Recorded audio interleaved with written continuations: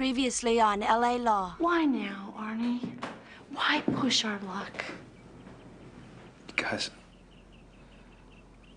I love you.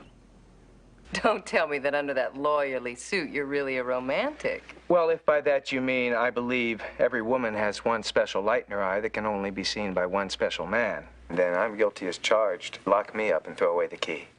Racism is about oppression. This would only be racism if blacks could oppress or exclude whites from You're trying to exclude me from Jonathan's life on the basis of my race. What's the difference? I probably should be having this talk with Jonathan. You probably should. Mom, I do love her. She's not a status symbol. She's someone I really care for. I know, but it hurts seeing you with someone so different. Mr. Markowitz, Barry Gorman, thanks for seeing me. Sure. What can I do for you? Oh, we'll get to that. It's a nice family. Thank you. Thank you very much.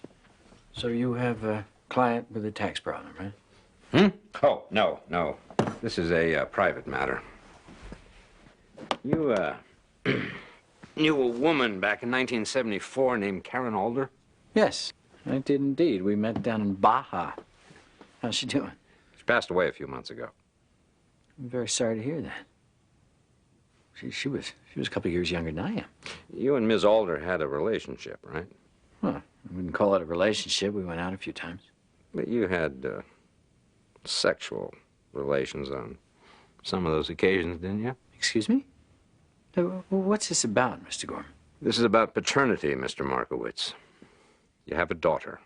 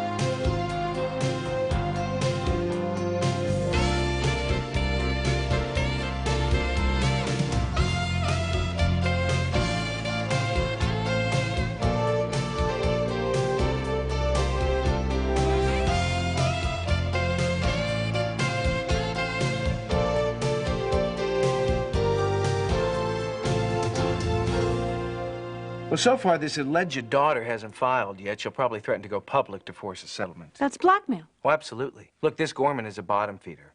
I wouldn't be surprised if he manipulated this girl into filing suit. He may even try to get appointed her guardian. So we're looking at fraud here. Probably. But they've done some homework. Stuart, you did know this woman, Karen Alder? Yeah, I dated her for like 3 months. And you did go to bed with her? Yeah, it was a casual thing. Well, I wasn't a monk. I never said you were. Okay, the good news is the girl is 16. The most she can ask for is 2 years support until she reaches her majority. What's the bad news? California child support guidelines state that a child must be supported in a fashion commensurate with the father's wealth. Oh, God. Given your net annual salary, I can see her going for, what, $6,000 a month for 2 years? You're looking at a $150,000 hit here. If this really were my daughter, why didn't the mother contact me for support? Exactly. Relax. They overlooked one thing. What? Your sperm count is so low it can be measured in fractions. Their case is real shaky. Great, that makes me feel really wonderful. So what do we do? The easiest way to get rid of this? DNA tests. But it probably won't come to that. Look, Gorman is a Kmart lawyer. If I go at him at warp 10 and I don't let up, I might intimidate him right back into the woodwork. Good, because if he thinks we're going to roll over for this kind of extortion, he is dead wrong. Next up, the Simon and Catherine Rubin Foundation versus University of California and Dr. Emily Connor. We're representing Dr. Connor and the university? Yeah. The Rubin Foundation granted Dr. Connor $100,000 to study a new way to save heart attack and stroke victims. She's halfway through the project, and Kurt Rubin, the foundation's president, wants his money back. Why? He says she's breached their contract by using scientific data from the Nazi concentration camps. What? Nazis? We're representing Nazis? No, we're representing a highly respected scientist who wants to save lives. Which particular Nazi experiments is she using? The Dachau hypothermia experiment. You know, where they subjected prisoners to freezing temperatures and monitored their physiological responses. How many died? About 90 men. But tens of thousands die every month from heart disease, and my client thinks she can save a lot of them. I'm sorry, I don't buy that. You know, I hate to sound crass, but if it meant the life or death of somebody that I loved, I'd want them to use the data. It won't change what happened to those prisoners. I don't think it's quite that simple, I don't. Come on, Leland, no one's saying experiments weren't horrendous, but they were 50 years ago. If the data can save even one life today, I feel we should do it. I'm not saying you shouldn't take the case, Jonathan. But I understand what Mr. Rubin is afraid of. Is there any possibility of a settlement? So far, they haven't been willing. I think they're just hoping for their best deal at the 11th hour. Good luck. And we're adjourned.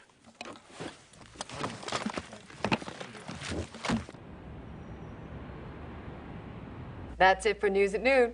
Have a great day, L.A. We're clear. Good work, people. Good piece. These chairs are murder. Here, let me show you what's good for that. Come here, sit down. All right.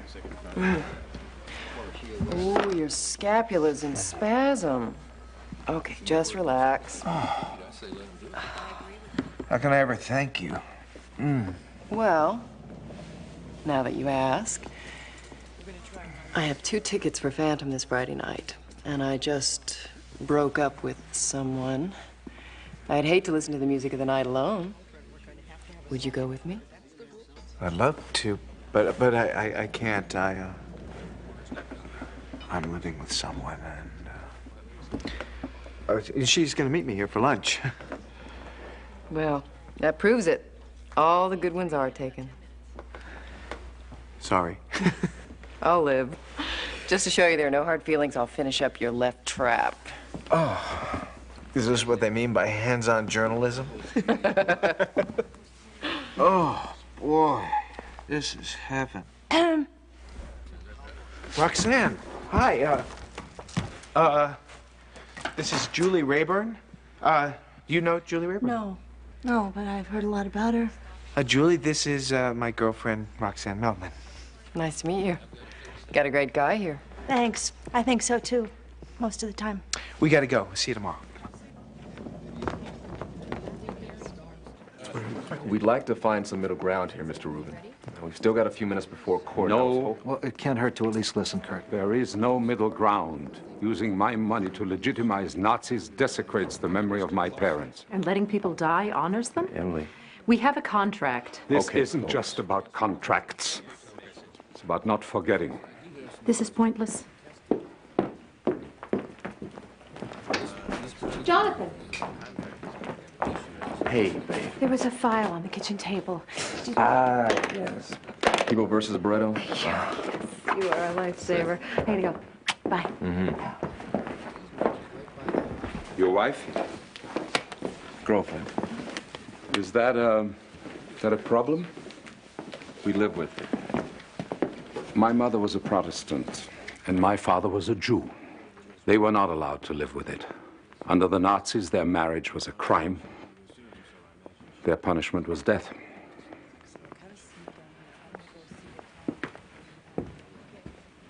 Mr. Rubin, what happened when you were 7 years old? I was climbing trees in the woods near our house. When I got home, my parents were gone. The Nazis had taken them to Auschwitz. I never saw them again. What did you do? I lived in the woods for several days before a neighbor found me. For the next year, I was a child fugitive, sometimes running, sometimes hiding in farmers' barns and cellars. Finally, I was smuggled to Switzerland. Do you know what happened to your parents in the concentration camps? Yes. A survivor I found after the war told me that the Nazis tried to make my father a capo, a prisoner who would help them brutalize other prisoners. Did your father agree? No. He committed suicide by throwing himself on an electrified fence. And your mother? They shot her when she tried to stop them from removing my father's head.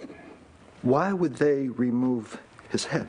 A Nazi anthropologist wanted Jewish skulls for his collection. And this is the kind of science the Nazis practiced. Objection, irrelevant. It is not the kind of science Dr. Connor practices. Sustained. Why did you establish a foundation in your parents' name, Mr. Rubin? To promote the betterment of mankind, subject to ethical medical research standards.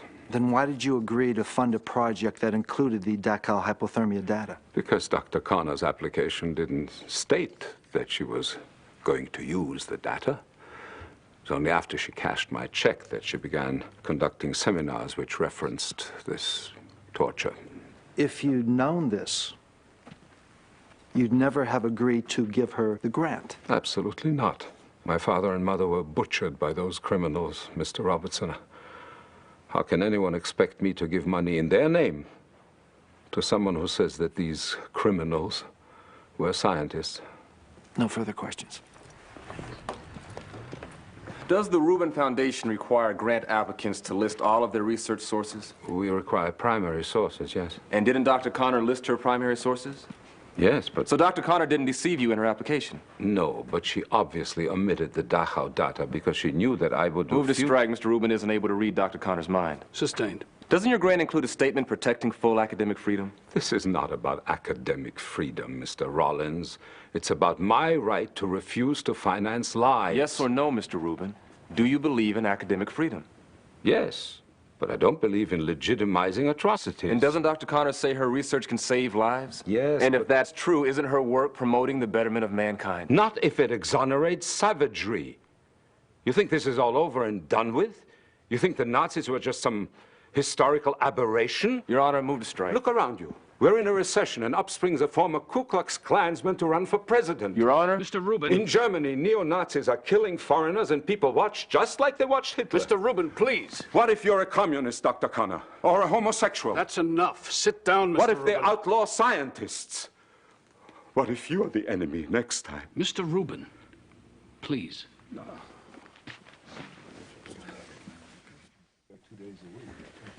Be aggressive, Arnie. I want vintage Becker. Please, Anne. Good morning.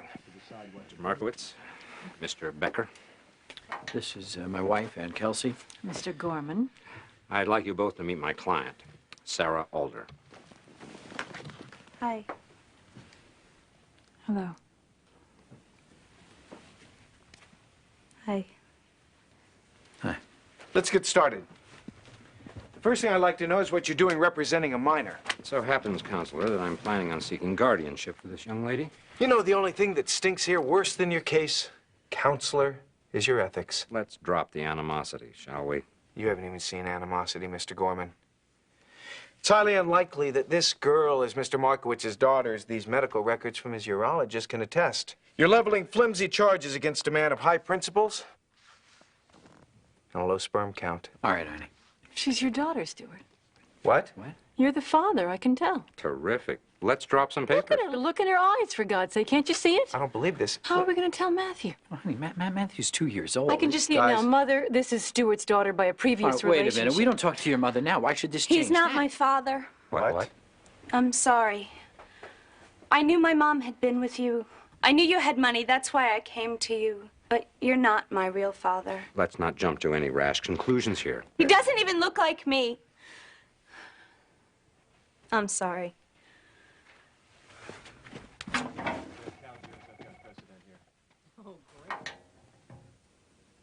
During 1942 and 43, approximately 350 male concentration camp prisoners were either plunged naked into vats of freezing water or hosed down and left outdoors in sub-zero weather. To lower their body temperatures to subnormal levels. Yes. As their temperatures dropped, physiological and biochemical changes were recorded. When they were near death, the Nazis tried various methods to rewarm them. What was the so-called purpose for these experiments? To find ways to save German pilots who fell into the North Sea when their planes were shot down. As an expert on these experiments, how would you say the Dachau study measures up scientifically? The report is riddled with inconsistencies and very likely falsifications. There is no evidence that scientific standards were maintained. And what about the man who ran these experiments? Dr. Sigmund Rascher was a mediocre scientist, but he was an accomplished sadist whose hobbies included collecting human skin for riding breeches. Did Dr. Rascher conduct any other experiments for the Nazis? Objection. Relevance. Goes to the competency of the researcher, Your Honor. I'll allow it. I hesitate to call what Rascher did experiments. He put people in pressure chambers until his subjects' lungs exploded. He also slaughtered men and women by amputating their limbs to test a medication he claimed would reduce bleeding. Dr. Howe, if a scientist came forward today with data gathered using methods like Sigmund Rascher's, what do you think would happen? He'd be thrown in prison, and his data recognized for the garbage it is. Thank you. Your witness. You say this data is garbage, Dr. Howell? Yes. Then how do you explain the fact that it's been cited in numerous respected medical studies? The authors obviously only took the results at face value. They haven't done any real analysis. But didn't the Dachau data help researchers develop techniques for open-heart surgery and cold water survival suits? The degree to which that data helped is highly debatable, counsel. The majority of medical ethicists agree with me. Medical ethicists agree, and that's primarily your field, isn't it, Doctor? Yes. But physicians and physiologists like Dr. Connor have found that data valuable and utilized it in the past. Isn't that correct? Every time that we accept the unacceptable, the unspeakable, we bring it that much closer to happening again. Doctor, we don't live in Nazi Germany. Starting in 1932, the U.S. Public Health Service studied hundreds of black men with syphilis. They never told them they had the disease. Bad blood is what they called it. And even after the introduction of penicillin, they refused to cure them. Those men died horrible deaths, all for the sake of a study that didn't stop until 1972. So don't tell me this kind of thing can't happen here, counsel. That's tragic, Dr. Howell, but it is not what this case is about. Dr. Connor is not an unethical researcher. She is. If she uses unethical data. Or maybe she saw a way to bring some good out of the pain and terror these prisoners suffered. Objection. Withdrawn. I have nothing further.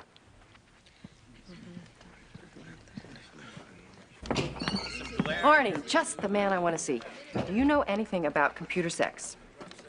Sex between computers? 2 minutes to floor. No. Computer operators. Electronic bulletin boards on sexual topics. Like phone sex, but via modem. And it's not all talk, either. With a good printer, you can send photographs or illustrations like these. Oh, yeah. Are you able to cover both? I guess it's the missionary position. If you're a missionary from Mars. Computer-generated images. Cybersex. It's unnatural, right? Oh, absolutely, a natural. For what? Sweeps Week. Now, what I need from you is the legal angle. 30 seconds to floor. This could give us both a big boost. It's incredibly hot. Our faces will be all over every promo for the 6 o'clock news. Think of the exposure. Sounds good. Let's do it this afternoon. I can't. I've got a remote at Griffith Park. And I'm in the editing room all day tomorrow. How about tomorrow night? We can go to my place, order a pizza, go over everything. Your place tomorrow. You've got it. And 4, 3, 2, 1. Dr. Connor, you're a specialist in hypothermia and the study of blood flow to the brain, correct? Yes. With the Rubin grant, I hope to find ways to lessen the damage of heart disease by cooling certain parts of the brain. What good would that do? During a heart attack or stroke, the brain gets less oxygen and glucose. Cooling the brain helps diminish its need for those things and hopefully extends the time for medical intervention. And where does the Dachau hypothermia data fit in? That data could pinpoint which areas of the brain are most responsive to cooling. It will also help determine how far we can cool someone's brain before we do damage ourselves. And that information isn't available elsewhere? No. With all their flaws, the Dachau hypothermia experiments are the most extensive studies of the human thermoregulatory system we have. What about using animal studies? They don't help. All mammals respond differently to cold. How do you feel about what the Nazis did at Dachau, Dr. Connor? As a human being, I think it's horrendous. As a medical researcher, I have to balance it against the potential the research has to save others. Thank you, Dr. Connor. No further questions. Dr. Connor, could you complete your project without the Dachau hypothermia data? Yes, but it would take longer, months longer. And every 32 seconds in this country, someone dies of cardiovascular disease, someone I might be able to save. Wouldn't those extra months also benefit you professionally, Dr. Connor, by giving you a leg up on the other researchers working in this field? Objection. Overruled. My main concern is saving lives. But you have no compelling evidence your findings will do that, do you? Of course, I can't guarantee In fact, it. it's just speculation on your part, isn't it? Technically, yes, but... Thank you. Doctor, you knew the Rubin Foundation was established in memory of 2 Holocaust victims. Why didn't you tell them you were planning to use the Nazi data? It never occurred to me. The data's origins aren't important to my research. Its origins weren't important to you. Tell me, Doctor, how many people were exterminated in the Holocaust? Objection. Relevance, Your Honor. Dr. Connor claims to have balanced the data's Nazi origins against the potential good it may provide. I'm trying to find out how much he actually knows about those origins. I'll give you some leeway here, counsel, but keep it brief. Thank you. Dr. Connor? 6 million people died in the Holocaust. 16 million, Doctor. 6 million were Jews. Do you know what Babi Yar is? No. It was the largest single act of genocide of the war. 34,000 Jews slaughtered. What about Kristallnacht? No. Who conceived the final solution? Adolf Hitler. Adolf Eichmann. How can you have balanced the good against the evil when you clearly have no idea of the enormity of that evil, Doctor? The history of Nazism wasn't my concern. 60 million dead. That's not your concern. I wasn't about to become a Holocaust scholar just to do a physiology study. It wasn't relevant. You research everything else. Why not this? Because you just didn't care? Objection. Argumentative. Withdrawn. I have nothing further.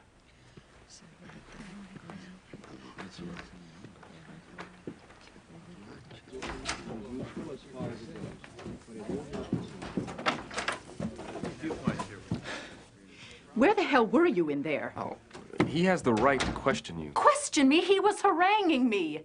I didn't conduct those experiments, Jonathan. I just want to study them. Any more objections would have alienated the jury, Emily, and implied you didn't know the answers to his questions. Well, obviously, I didn't. Did you? No. It took me 4 years to get a grant for this project. I am not unsympathetic to Mr. Rubin's feelings, but I do not intend to go back to being a dog labber just because some old man can't see the forest for the trees.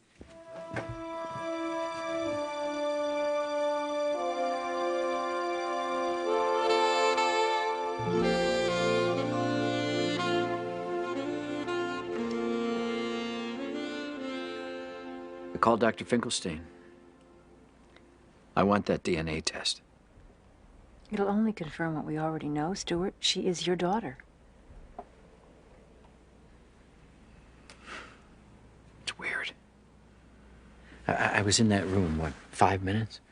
Most of which I spent telling myself she was a fraud.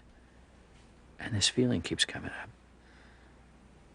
It's the same feeling I had that day we lost Kelsey.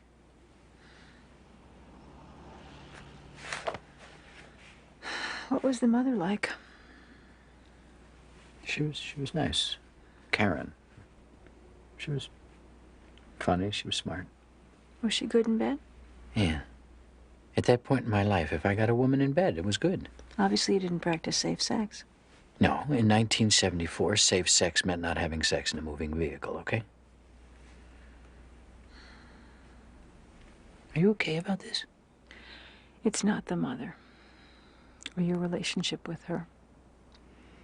It's the idea that there is a stranger out there that has some kind of claim on you. She doesn't have a claim on me. She gave up whatever claim she had when she walked out that door. She gave it up. Does that mean you can? No. No, I don't think I can.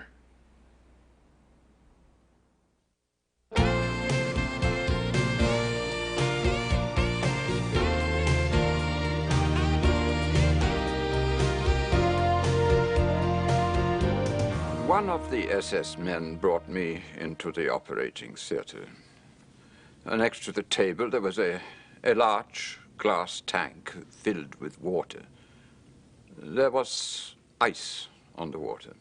They asked me if I would like to send a message to my family. Since they were all dead, I declined. What happened then, Dr. Shulin? I was stripped naked, then they lifted me into the tank. The pain from the cold was indescribable. After about 40 minutes, I passed out. And when you woke up? I was in a bed with 2 other naked prisoners, put there to warm me with body heat. It was one of several methods of re-warming that the Nazis tested. I was lucky I was not thrown into boiling water. Dr. Shulin, how do you feel about the data from those experiments being used by Dr. Connor? If it will save lives, it should be used. God forgive you. Objection. If there is a God, may he let us both find peace. There is no peace for those who betray the dead. Mr. Rubin, that's enough. Kurtz is no. Sir, why do you think the data should be used? Well, before I retired, I was a pediatric surgeon. Like any doctor, I had patients die, sometimes painfully. But I used what I learned from their deaths to help others. If knowledge from Dachau can help other human beings, then the suffering of those who died there might begin to have some meaning. I have nothing else.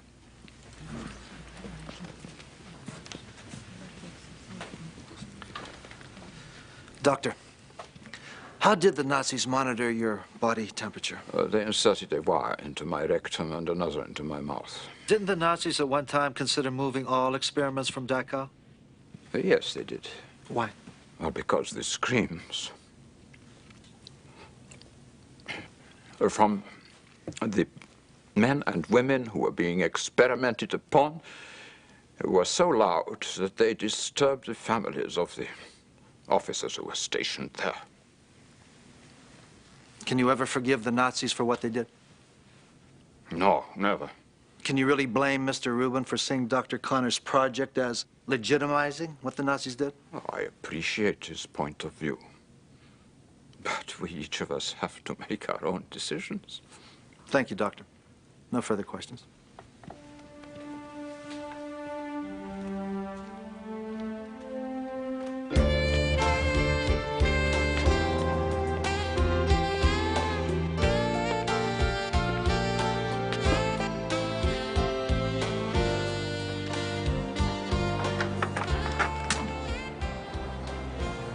Karen? Stuart Markowitz. I thought you were dead. Do I look that bad? Sorry. Mom, do you know where the car keys are? Oh, God. Mom was going to take a second mortgage out on the house in order to pay for college. I couldn't let her do that. She's made too many sacrifices for me. One more and she's up for canonization. Sarah. So you hired some low-rent lawyer who wouldn't ask too many questions when you told him your mother was dead. I didn't want to, but I knew you'd never go for the idea. You were right. So that's why you came to see me, for the money? I also wanted to meet you, I guess. Mom told me your name. She said you were a lawyer, so I just checked with the state bar. I wanted to know my father. Then why did you back out? I didn't know you had a son. Well, it wasn't until I saw you and your wife in the meeting that it actually hit me how much I was disrupting your lives. I just couldn't do it.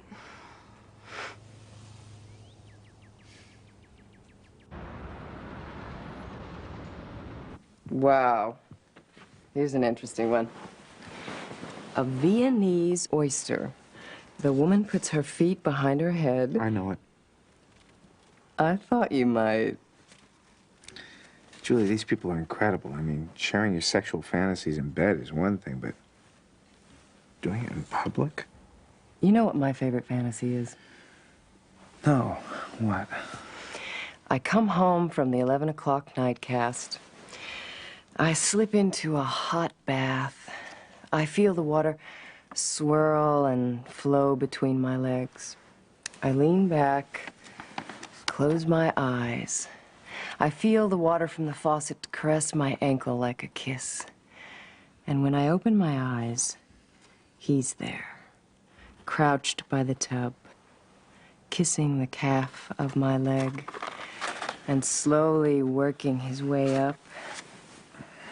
My eyes meet his.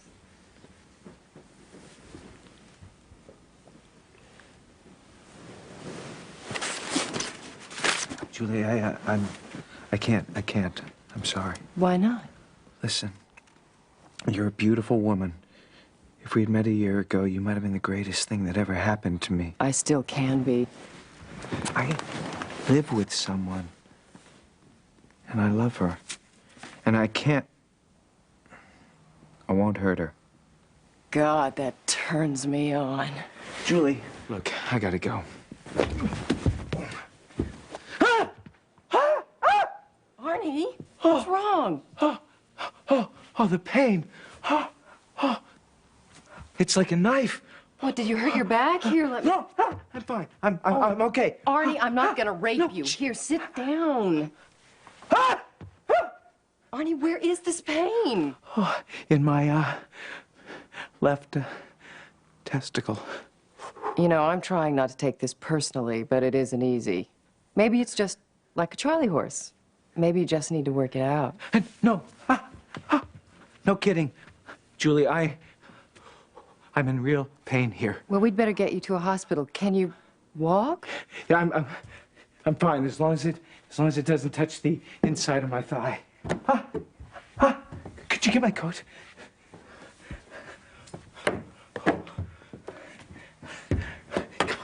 Who says romance is dead?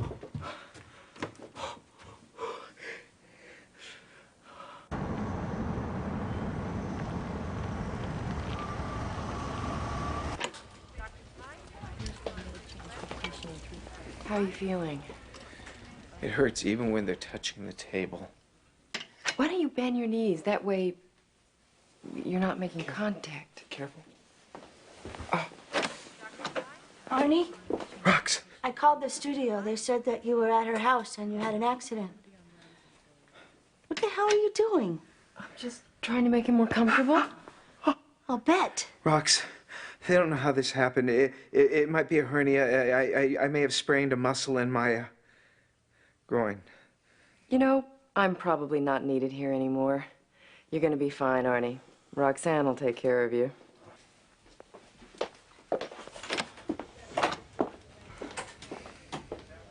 This is a new one, even for you. Rox, I swear, nothing happened. We were just working. At her house? Mr. Becker, I'm Dr. Stewart. I'm a urologist. Rox, don't leave. Are you kidding? I'm thinking of selling tickets. Okay, now. I'm gonna have to palpate the area. Just relax.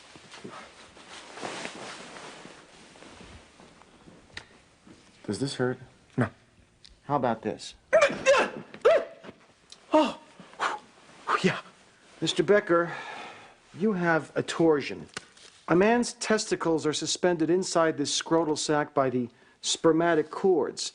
These cords can sometimes become twisted. How did it happen? Any number of ways. A sharp, sudden movement, slipping on a wet surface. Don't worry, though, it's easily correctable. We just go inside and rotate the testes until the cord is untwisted. You have to cut them open? Yes, but it's only minor surgery. We give you a spinal block to numb it, and then we go in. But I do have to warn you, when the cord becomes twisted, it can cut off the flow of blood. We could open it up to discover that the testicle has turned gangrenous. Gangrene? In that case, of course, we'd have to remove it.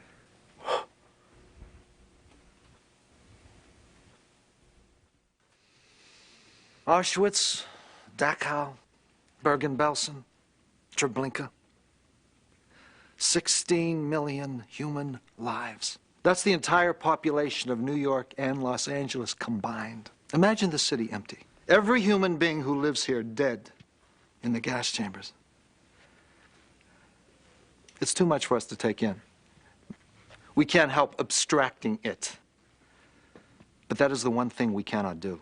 If someone like Sigmund Rascher proposed doing his hideous experiments today, society would never permit it. So why is it all right to use it after the atrocities have been committed? What kind of deterrence does that pose to unethical researchers? Dr. Connor signed a contract that requires the use of ethical medical standards. Now, by using the Dachau experiments in her work, she has violated those standards, especially since she is unable to show that the Dachau data is of any compelling value. First, we ignore the lessons of history. Then we forget. Then we repeat them. Tell those who would draw comfort from this, we shall never forget.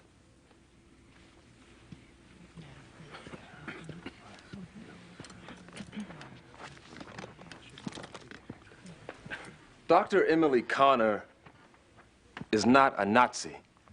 She abhors, as all of us do, the methods by which this data was gained. But the data is there. And there are many respected scientists who find it valid. For her to ignore it is to ignore the pain and suffering which she might be able to alleviate. And that, ladies and gentlemen, is the one thing she cannot do. Dr. Stanley Shulin, a survivor of the hypothermia experiments, believes she should be allowed to try. Mr. Rubin is a good man with a tragic history. His concern is understandable. Respect what he has to say. It's important. But give the situation the perspective he can't. Let Dr. Connor honor the dead by honoring the living. Don't stand between her and the lives she might be able to save.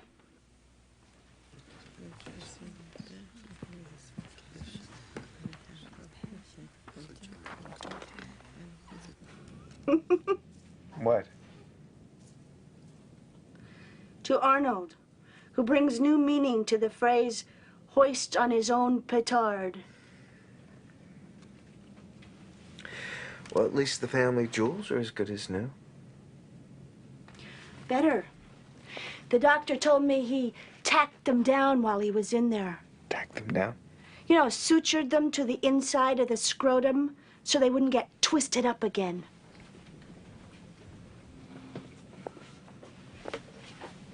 Rox, about Julie,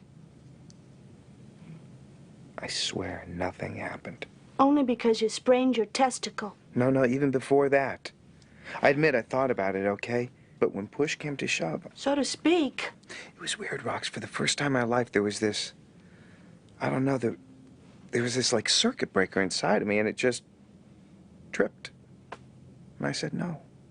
I couldn't believe it myself, so I know how hard it is for you to believe, but I swear it's true. Okay. Nothing happened. You don't sound like you mean it. Don't push it, Arnie. I'm doing the best that I can.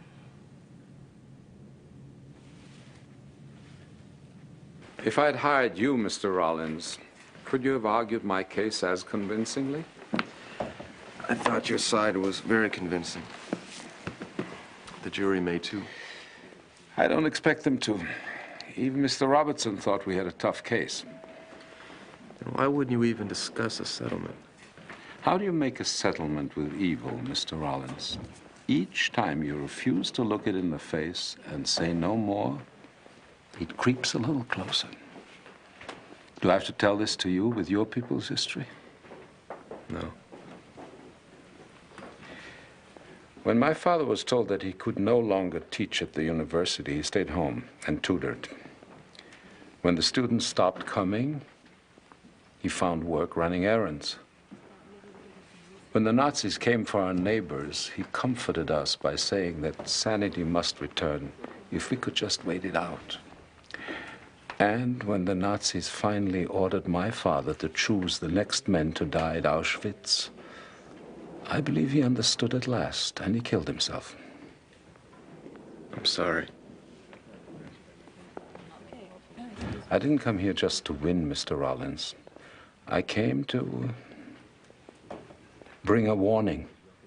You think anybody heard me? Yeah.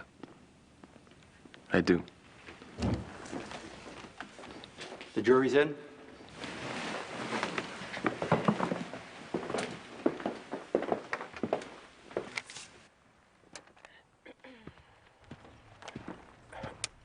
Has the jury reached a verdict? Yes, we have, Your Honor.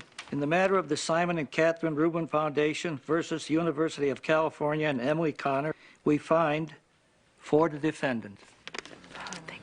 Ladies and gentlemen of the jury, thank you for your service. This court is adjourned.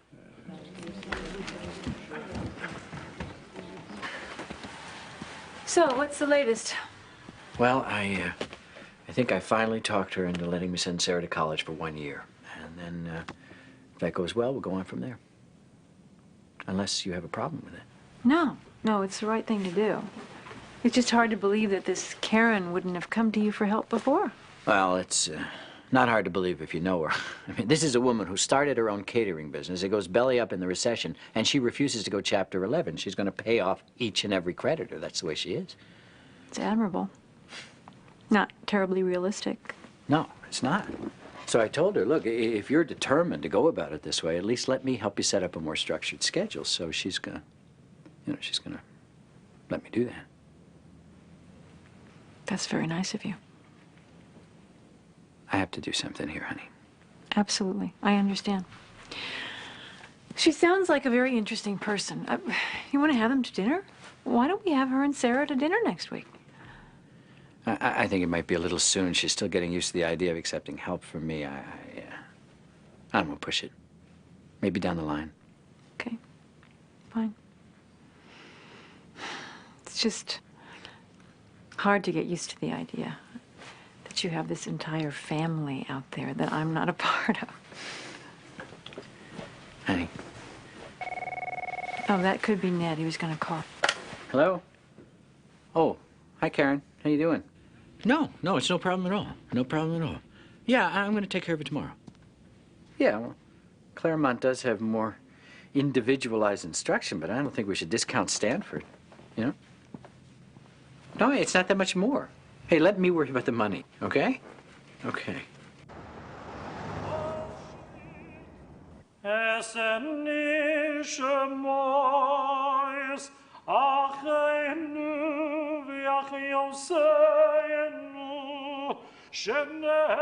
שנהרגו על קדושת השם על ידי הנאצים הארורים יימח שמם במחנות השמד אושוויץ בוכנוואלד Bergen-Belsen, ושיער המחנות Lo